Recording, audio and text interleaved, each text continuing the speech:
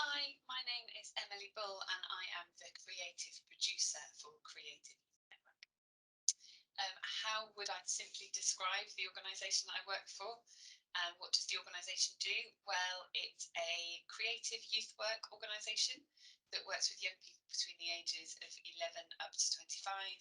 We deliver youth work opportunities, so one-to-one youth work, wellbeing support, open access youth clubs across Bristol and South Gloucestershire, and then the team that I head up deliver creative opportunities such as courses, programmes in schools, productions, exhibitions, events, and lots of different kinds of support for young people that might want to use creativity as a fun, enjoyable thing to get involved in, right through to those that would like to go into the creative sector as a job, but find it hard to get into that world.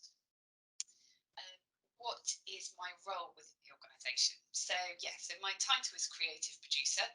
What that means is that I co-head up the creative department, so I'm one of the senior managers within the organisation.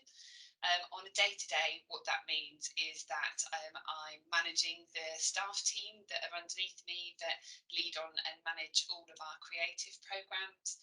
I'm also looking after the budgets for the department, and I'm also working with my colleagues around kind of strategic development. So what could we be doing, thinking about our future programmes, thinking about delivery and what young people need and where we should be working.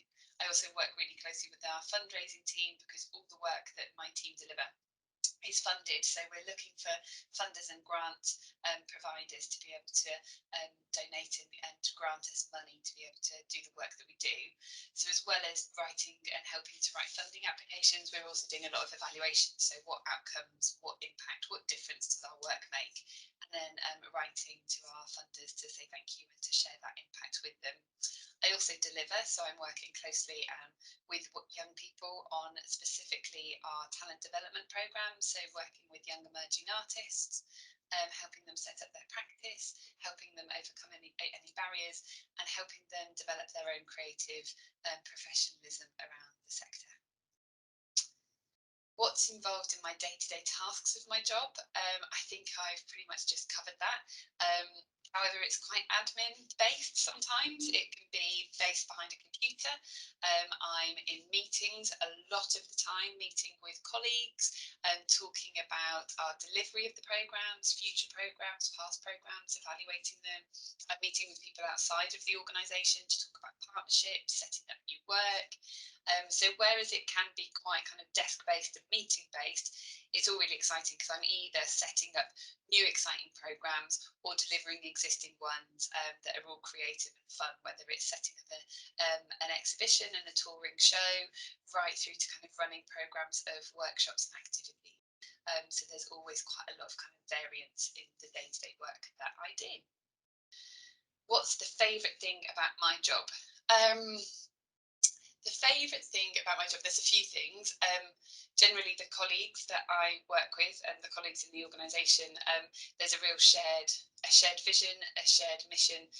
We all do it because we absolutely love it, and that kind of I've experienced that in the whole of the creative sector when I've worked in the sector now for 16 years, and everybody that I've worked with does it out of love. There's a real love for what we do, whether that's creating and making and inspiring and making things happen right through to supporting communities and young people. And I think my proudest moment within my job is usually at the end of a project. It's usually kind of on a production. I think it's probably where it's the easiestly recognised is productions can take anything up to kind of half a year, but we're usually making our work within 3 months. So we've done a huge amount of work in engaging young people, making sure those that wouldn't otherwise be having access to the work have access to it, supporting them to overcome some barriers, whatever barriers they might be having, and then to make the work. And it's usually the night or the day when they share their work. So say it's a theatre production, it's the time that they all take a bow. my kind of pride really wells up because I'm so proud of them, and I really do think that regardless of what's come before, they will always remember that evening, that day, that experience, and that makes me feel really proud that I have played a role in supporting the communities that I work with to have such an experience. So that's the biggest thing I feel. Yeah, very proud and very humbled and privileged to be able to have the position that I have in working with so many incredible people. Um, did I need qualifications or experience for my job? Experience helps, but only so that it can frame kind of what you're interested in. Qualifications, not so much. I do have qualifications, but I don't think really that they have helped me get the positions that I've got. And with feedback from employers, past employers as well, on why I've been successful at interview, it's been because of the way that I speak about things, or the passion that I have about stuff, or the experience that I've had with things, and how that's helped me kind of discuss what I'm interested in. So I think what's really important is to just try and get as much experience as possible, because it just helps you identify what you're interested in, and how you can talk about something. So, for example, my first ever job, I was head of a department for a theatre. It's called a receiving house. So we had all the theatre productions coming in, we had exhibitions coming in, and I was their head of learning and participation straight out of uni. So I didn't have any work experience. And I don't think my degree actually helped me get that job. And after, why did you pick me? And they said it was the way you spoke about it, the way you used your language about participation and engagement in the arts for communities was how we talk about it. So research and experience really helps. Um, can I share the pathway that has taken me from being a teenager into the job I have? Of course. So, at the age of about 14, I think, 13, 14, I realised that I really loved art. I really loved art at school. I loved textiles. I liked creating stuff. I'd always been quite creative. And I suppose at that age, I was also kind of, as all teenagers do, kind of figuring out the world around me, not feeling like I was necessarily always being heard, and feeling like I didn't really have much power. But I remember my GCSE art was I used it as an opportunity to almost like a bit of social action, to share my views on politics and on the world around me. And I started to use art and to have that kind of that voice. And I didn't really know it at the time. I just know it now that, I'd paint and I'd make stuff to share my views. So I kind of knew that I was always interested in art, and my parents were really supportive. I was very lucky. I had supportive parents that then encouraged me and allowed me to go on to do a national diploma at college. So I didn't do any other subject but art at college, which was a national diploma. It's full time, Monday to Friday, every day, all day, making art, and I absolutely loved it. And then from there, I went on to university. So I went to Nottingham Trent University and did a BA honours in fine art. For me, and luckily I had, like I say, a very supportive family. It wasn't about thinking about end goal careers. And in hindsight, I've met people that work in education afterwards, and they say your degree isn't really about, unless you do something that's skill based, it's actually more about kind of understanding the subject. So doing, rather than getting a job, so doing a degree in fine art doesn't necessarily mean that you're going to be an artist. It just means that you might develop creative methods to understand skill sharing or problem solving, as well as kind of being creative and making connections. So I went and did 3 years at Nottingham Trent University. Absolutely loved it. But in my third year, I was volunteering at a gallery up in Nottingham, and I was invigilating, and I realised that I didn't really want to be an artist, but I was really interested in working in a venue like a gallery and working between artists and the people that see the work. I had no idea what that meant. as a career. No one at uni had ever explained what careers in the sector were to me. None of my friends or family worked in the sector, so I really didn't know. So I thought, I'm going to ask people, because the worst that they can say is no. So I ended up writing to a load of galleries and asking if I could go and meet with them and volunteer with them for the summer after university. And I'd worked as a waitress the whole way through, so I'd managed to save up some money. So I was able to go and do that. And the one gallery that got back to me was the Tate in St Ives, which I was really surprised by, because obviously they're quite prestigious. But they got back to me and invited me down, and I went down and I said, I'm interested in connecting art to its audiences. And they were the first people that said to me, well, you might be interested in marketing, or you might be interested in arts education.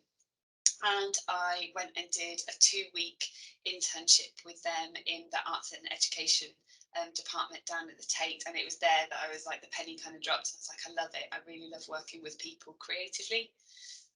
So having left the Tate, I then got that job at the Brew House, which is the receiving theatre in Somerset that I mentioned, as their head of education and participation, learning and participation it was called at the time.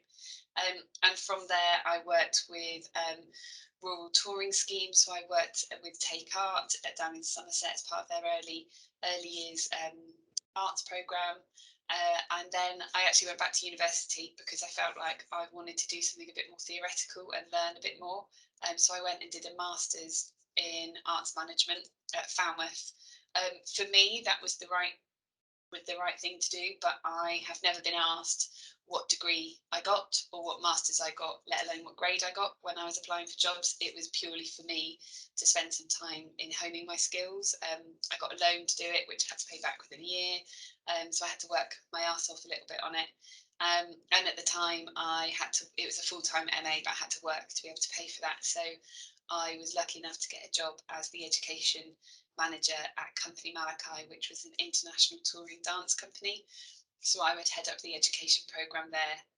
After my MA, I had only a part-time job, so I needed to find something else. And luckily, through my MA, had met an organisation called the Audience Agency. And through the work that I did on my MA, they asked me to go and do some work with them, and I became their engagement officer for the whole of the south of England. So working with arts organisations from kind of South Kent almost right over to Land's End, helping them to develop consultation programmes to ask audiences and to about why they were engaging and develop new ones. But it was whilst I was there that I really missed working with people. I'd go into organisations and help them develop these programmes, but then I'd leave them to it. And I really missed working in an organisation that ran their own programmes, and I really missed working with young people. And then at the time, the Creative Youth Network were working in a collaboration with other organisations in Bristol to develop the station, and they were advertising for programme managers post there. And it was all of those things that I loved and that I missed. So I went for that post, was successful with that. And from there, I've kind of worked my way up through the organisation. So from programme manager to programme director to now creative producer as a senior manager. That's all the success stories. What I see as success. There are a lot of knockbacks. There are a lot of interviews and jobs that I didn't get. There are a lot of funding applications that I didn't get. There are a lot of things that I had to kind of work through. That first letter that I sent to loads of galleries when I was at university, I sent them to hundreds. I heard back from one gallery. So that's just it. Yeah, I was lucky. I was in the right place at the right time for lots of things, and I asked the questions. And I think that for me was the most important thing. If there's something that you're interested in, ask the question, because the worst that people can say is no or not get back to you, but at least you've tried to ask. And that leads me on to the final question, which is, if I could give my 19-year-old self one piece of career advice, what would it be? I think to not worry so much about networking. I think that especially in the creative sector, there's a lot of pressure put on networking. I was really shy.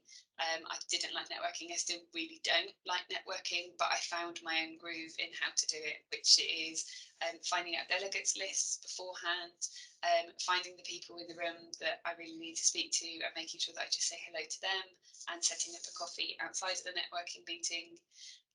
So to not put so much pressure on networking, but also to just ask the question. Don't be afraid to contact the galleries or the organisations that you admire and ask if you could have a cuppa and a chat about what roles there are, what jobs there are in that organisation, because I've learned how to be a creative producer by knowing the sector rather than knowing that that was a job that existed. So go and ask the questions, meet the people. People are really, really generous with their time. We've all done it. So people are really generous in helping those that are at the start of their career as well. So I think that would be my one bit of advice. I hope that's been helpful. If you have any questions or would like to know any more, or if you'd just like to pick my brains a bit more about working in the creative sector, what a producer does, then feel free to drop me a line. My email address is emily.bull, BULL, @creativeyouth.network.org.uk. Thanks, bye.